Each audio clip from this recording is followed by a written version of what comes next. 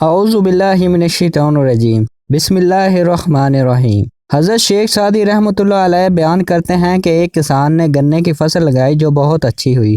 وہ اپنا گنا فروخت کرنے کے لیے ایک شخص کے پاس گیا اور اس سے کہا کہ وہ اس کی فصل خرید لے۔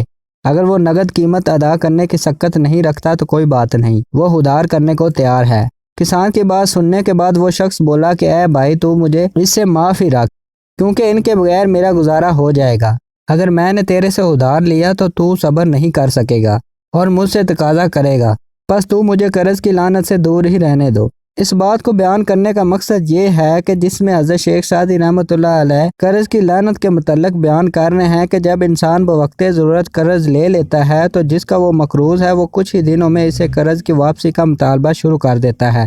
قرض کی بجائے اگر انسان اپنی چادر کے مطابق پاؤں پھیلائے اور اپنے اخراجات میں میانہ روی رکھے تو وہ برے حالات سے بچ سکتا ہے۔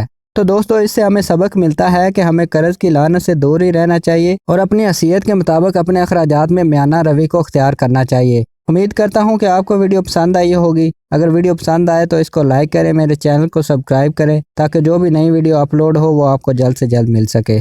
خدا حافظ۔